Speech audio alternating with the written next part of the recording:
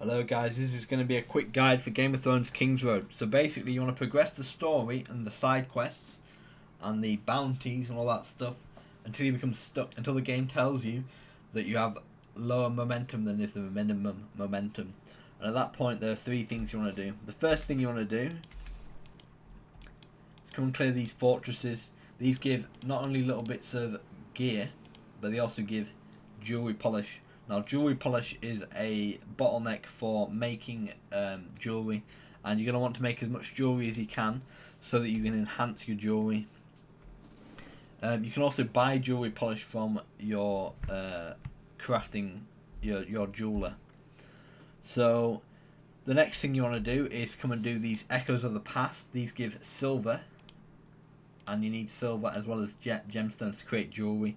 And I think jewelry, at least for a while, will be the best way for you to increase your momentum. You can enhance your jewelry, and don't worry about enhancing blue, green, whatever jewelry you can. You can then use that enhanced piece of jewelry to enhance another piece of jewelry, so you won't lose your progress. You won't have to be stuck with like a rare piece of jewelry that's upgraded when you get an epic piece. You're able to enhance the epic piece with that rare piece. So the next thing you want to do is come and clear bandits. These give material for crafting normal gear, and basically what I'd do is I'd craft as much normal gear as you can. I've got loads stocked up, but I will be crafting normal gear very soon. And then what you're going to do with that normal gear is you're going to come and dump that into your researches. So there are like different types of gear, like brute gear, crusher gear, and that gear. As you can see, I'm not going to use this helmet because I want to find another helmet, but that gear will give like bonus towards the enhancing. Anyway, so you want to go and craft gear of like, say, the Mauler type, get your defense up by 5, attack up by 5, etc. That's a good way to progress, as well as the jewelry. I'll show you my jewelry just now. 1 second. Enhanced jewelry. So I've got rare stuff. I'm on 2s and 3s at the moment, but if I wanted to, I could enhance this a little bit further. In fact, I'll do that right now. So you can get more stats by that. As we can see here, I'm going to get 100 momentum from that, which will actually put me ready to do the next piece of the quest. And yeah. So the game suggests in here in the guidebook that you do the Altar of Memories, the dungeon, a lot more often than I've been doing it.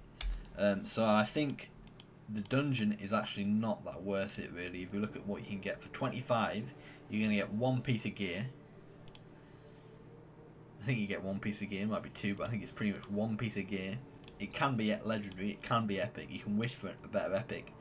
And you can also get these design blueprints. Now later on it will be worth it to farm these design blueprints, because you're going to be able to make, once you max level, you're going to want to obviously get legendary gear. For progressing from the normal stuff, I don't think you need to go and get that gear. It's better to enhance your trees. Maybe at a certain point later on, it'll be better to come and do this and get tier 3 gear, and maybe make some tier 3. I'm not sure yet, but at the stage I'm at, I feel like I'm progressing better by enhancing my jewelry and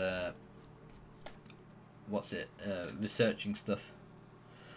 So you also need to kill the elite beast if you want to get crafty gear, craft epic or legendary gear, because you need materials from the epic beast for that.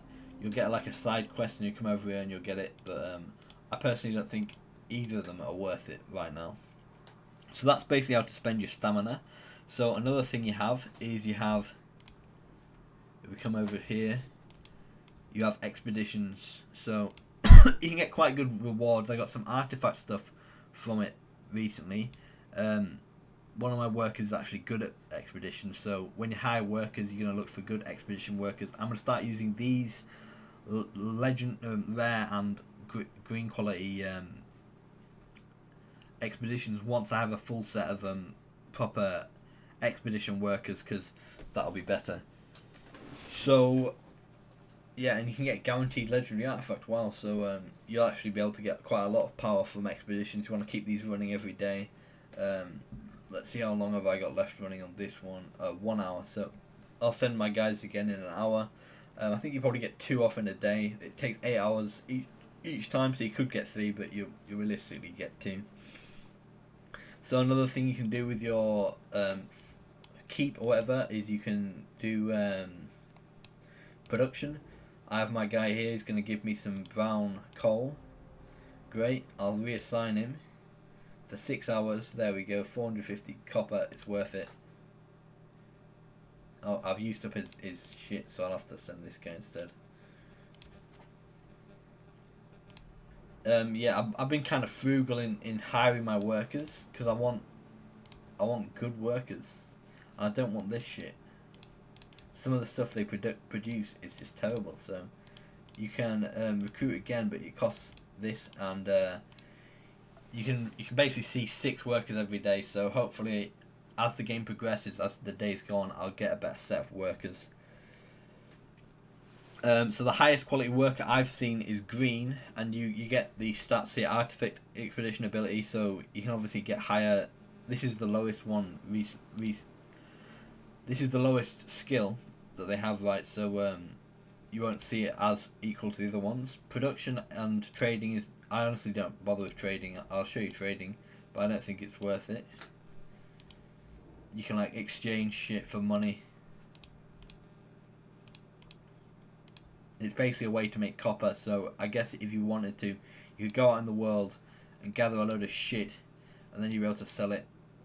These sell for, oh, well, that's actually a crafting material, so that's not, but this stuff is just for selling. It's 4k copper for that much stuff. I just don't think it's worth it, really, to bother with trading. I don't bother with trading at all.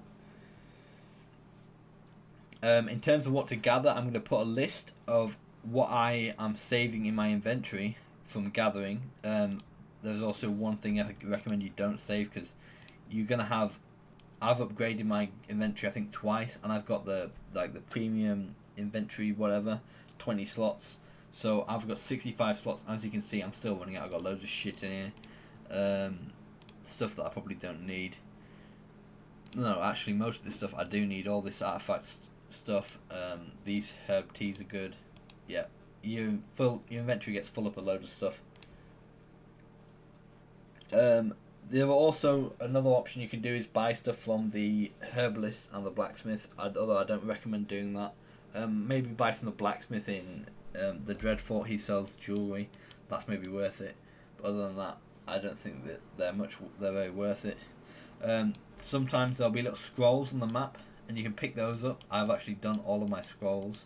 Basically, sometimes you'll have to shoot them in a tree and get them to drop out. But basically, you get these little scrolls and you can buy stuff with them. So, I'll show you what I've been buying with my scrolls. You get this thing called Tribute, and I've been buying. Where is it? Yep, I bought here Epic Sigils twice, so that's what I spent my stuff on. I might be buying jewelry polish. I'm not sure what I'll do next with it, but basically you get decent rewards for it. You can also get carriages and stuff. Yeah, so I'm probably going to end up buying jewelry polish with my remaining stuff. Maybe inventory expansion. I think inventory expansion is quite likely actually. I'll probably do that because yeah, inventory expansion is very crucial. So I think the sigils are the best momentum gain from there. Let's see what else we got in the shop. So for golden dragons, you can buy this stuff here, which will mean that you spend twice the amount of stamina, RP whatever, and you'll get double the reward. So if you're going on holiday or something, or you're gonna have little time, it's a good idea to stock up on these. The other thing you might want to do is you can buy silver ore. I don't think that's worth it because you can just get that from what do we call it?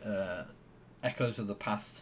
The other thing you might want to do is buy copper and then buy artifact expedition. So that'll speed up your thing. So your expeditions. I'm not going to do that yet. At some point I may end up buying copper and then buying this, so that I can get my artifact up faster. That might be a good loop, but at the moment I'm just hoarding my resources for later date. I'll update you guys if I do end up finding a good way to spend golden dragons, but as of now I can't really see a good way. Another thing you get is you get regional currency, and the thing you want to buy with that, I believe, is the artifact board. It costs a lot. Where is it? Here. 1 per account. So this is another board. Momentum bonus, center slot bonus. It means you can equip a whole bunch more sigils. So I think that's what you want to buy with your North coins. I'm about halfway there at the moment. Let's see, in the Alliance, you also get Alliance missions. You want to do all these.